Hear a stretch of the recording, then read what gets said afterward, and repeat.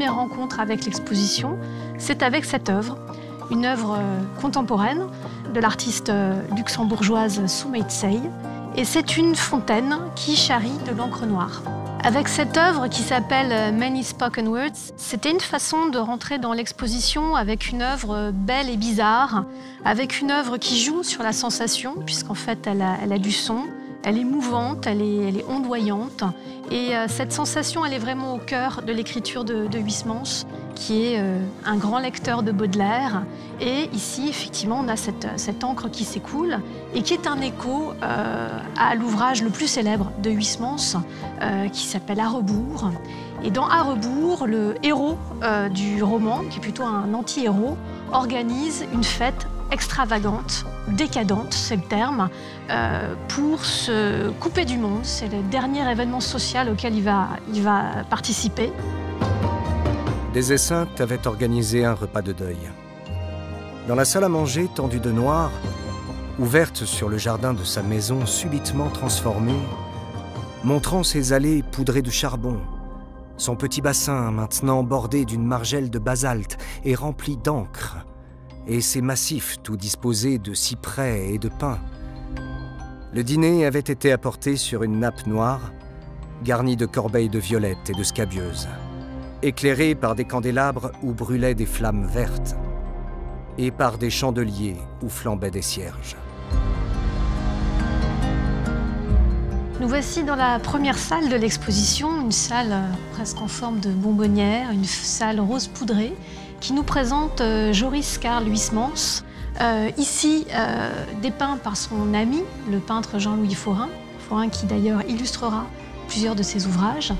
Et on a ici un écrivain qui ne vit pas de sa plume, puisque Huysmans entre comme employé de 6e classe au ministère de l'Intérieur, où il va travailler toute sa vie. Et on trouve d'ailleurs ici dans la salle des manuscrits qui sont rédigés sur du papier en tête du ministère de l'Intérieur. Il ne s'appelle pas encore Joris Karl, il s'appelle Georges Charles Huysmans.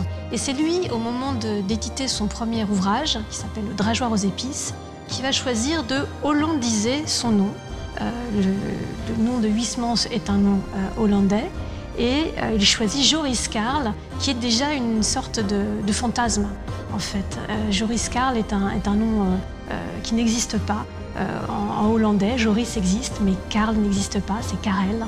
Et donc il y a déjà une part de fiction dans cette façon de se raconter. Huysmans se présente volontiers comme l'amalgame d'un Parisien raffiné et d'un peintre de la Hollande. Et en effet, Paris va être vraiment raconté sous toutes ses coutures à travers ses écrits, à travers ses chroniques, notamment les croquis parisiens, où Huysmans nous raconte les folies bergères, nous raconte ce Paris en pleine mutation urbaine, nous raconte les expositions universelles qu'il regarde avec une certaine distance, encore cette tour Eiffel en train de s'ériger.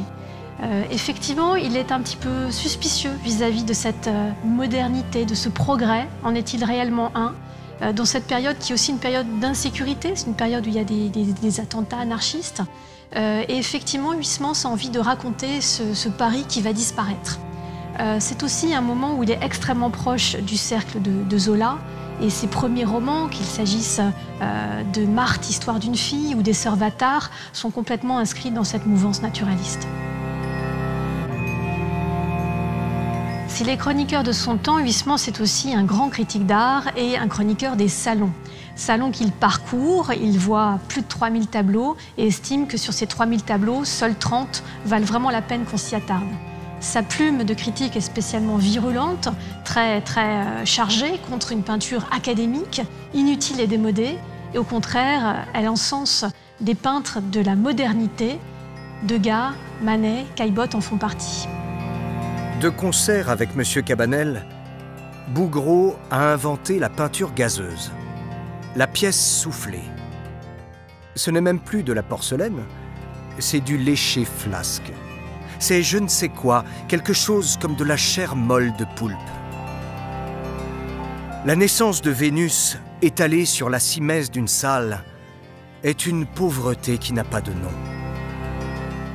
Prenez la Vénus de la tête aux pieds, c'est une baudruche mal gonflée.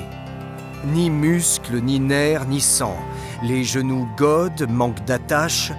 C'est par un miracle d'équilibre que cette malheureuse tient debout. Un coup d'épingle dans ce torse et le tout tomberait. C'est à hurler de rage quand on songe que ce peintre qui, dans la hiérarchie du médiocre, est maître, est chef d'école. Et que cette école, si l'on y prend garde, deviendra tout simplement la négation la plus absolue de l'art. À la Vénus de Bouguereau, il préfère le Rolla de Gervex. Il préfère non plus une femme nue, mais une femme dénudée. Et il livre sur cette œuvre de Gervex un moment exceptionnel de critique sur l'amoncellement de vêtements qui se forment au premier plan du tableau. Alors parmi les peintres qui retiennent toute son attention, il y a Caillebotte. Il est très élogieux pour ce qu'il appelle les racleurs de parquet, non seulement parce que le sujet est atypique, voir des hommes au travail, dans un travail intérieur, dans un milieu urbain. Le balcon nous indique qu'on est dans un appartement type haussmannien. Ça, c'est intéressant parce que c'est un sujet qu'on ne voit pas. Et la façon dont Caillebotte dépeint la scène également, puisqu'on est aux portes d'une discipline qui n'est pas encore considérée comme un art, c'est-à-dire la photographie. L'autre artiste qui va être pour lui une véritable révélation, il parle même d'une commotion quand il rencontre son travail pour la première fois, c'est Degas. Degas qui, selon Huysmans, est le premier artiste à nous parler de la carnation civilisée, le teint des Parisiennes qui n'est pas magnifié. Ici, avec l'absinthe, on a même tout à fait la situation telle qu'elle se présente, c'est-à-dire la fatigue, l'absinthe, l'alcoolisme, peut-être la détresse aussi. Et effectivement, ce peintre qui raconte cette vie telle qu'elle est, lui semble des plus justes en cette fin de 19e siècle.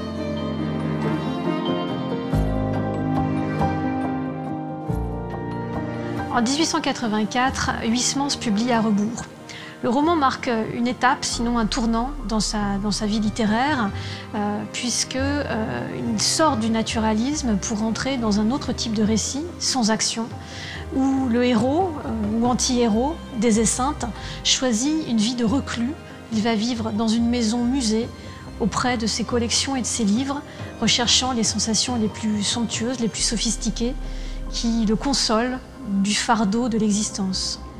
La maison de des Esseintes, que raconte Huysmans dans À rebours, est un véritable palais de l'artifice. Le héros y vit seul, avec ses collections, avec les pierreries qu'il fait ruisseler entre ses doigts, avec un ensemble de parfums dont il s'enivre, avec des orchidées et des plantes carnivores extraordinaires. Dans À rebours, Huysmans ne nous parle plus des peintres qui font la modernité qu'il a beaucoup défendue. Il fait en revanche longuement l'éloge de Gustave Moreau, dont il loue, je cite, les magismes. Monsieur Gustave Moreau est un artiste extraordinaire, unique. C'est un mystique enfermé, en plein Paris, dans une cellule où ne pénètre même plus le bruit de la vie contemporaine, qui bat furieusement pourtant les portes du cloître. Abîmé dans l'extase, il voit resplendir les féeriques visions, les sanglantes apothéoses des autres âges. La vérité est que Gustave Moreau ne dérivait de personne. Sans ascendant véritable, sans descendant possible, il demeurait, dans l'art contemporain, unique.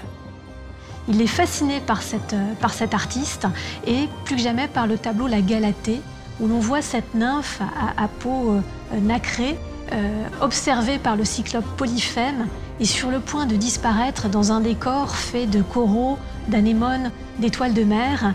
Et c'est la façon dont on la présente dans l'exposition, entourée de spécimens du musée zoologique.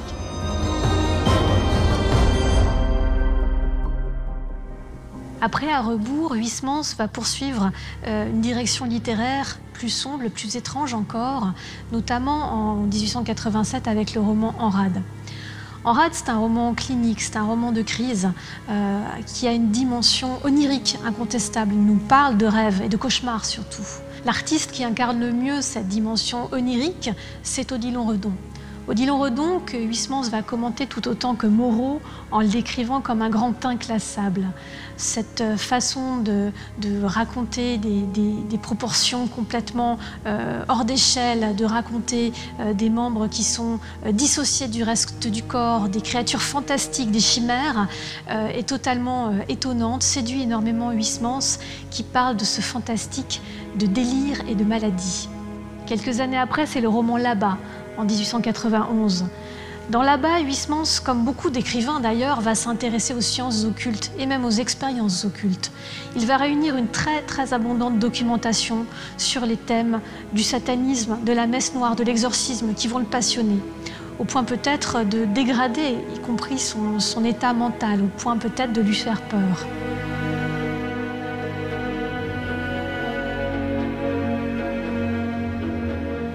Après Là-bas, Huysmans est éprouvé nerveusement. Il va rechercher ce qu'il appelle lui-même du chlore pour son âme. Il cherche à se laver de cette noirceur et à s'élever différemment. Cette élévation, il va la trouver encore une fois par l'œil, par la beauté, par la contemplation, notamment de l'architecture et de l'art religieux. C'est un premier pas vers une conversion. Cet épisode est raconté via 3 romans, une trilogie. La trilogie de Durtal qui passe par En route, La cathédrale et l'Oblat. La dernière partie de la vie d'Huysmans est marquée par ce cheminement spirituel, mystique. On va le voir se passionner pour l'art des primitifs. On va le voir s'intéresser au phénomène de Lourdes sur lequel il va écrire. Il cherche à comprendre les miracles, il cherche à aller au plus près de ce qui semble transcendant. La véritable extase de la fin de sa vie, c'est celle qu'il pourra avoir en face du retable d'Isenheim. Huysmans a relativement peu voyagé dans sa vie, mais il se rend à Colmar et raconte sa rencontre avec le retable d'Isenheim. La rencontre avec cette œuvre d'une puissance inouïe va induire l'écriture des 3 primitifs, ouvrage dans lequel Huysmans fait état de cette rencontre quasi mystique avec l'œuvre. Là, dans l'ancien couvent des Unterlinden, il surgit, dès qu'on entre, farouche, et il vous abasourdit aussitôt avec l'effroyable cauchemar d'un calvaire. C'est le typhon d'un art déchaîné qui passe et vous emporte, et il faut quelques minutes pour se reprendre, pour surmonter l'impression de lamentable horreur que suscite ce Christ énorme en croix, dressé dans la nef de ce musée, installé dans la vieille église désaffectée du cloître. Huysmans meurt en 1907, non sans être rapproché au préalable de communautés religieuses dont il apprécie la richesse des bibliothèques, les manuscrits, l'érudition. Pour terminer l'exposition, se posait la question de la dernière image. Tout comme l'ouverture de l'exposition, c'est une sensation qui va accompagner le visiteur. La sensation d'une œuvre colorée qui apparaît et disparaît au gré des déplacements du visiteur. Léa Barbazange nous propose un polyptyque qui peut soit être quasiment invisible, soit devenir une sorte d'apparition devant nos yeux où le spectre coloré se décompose au gré des couleurs du mica.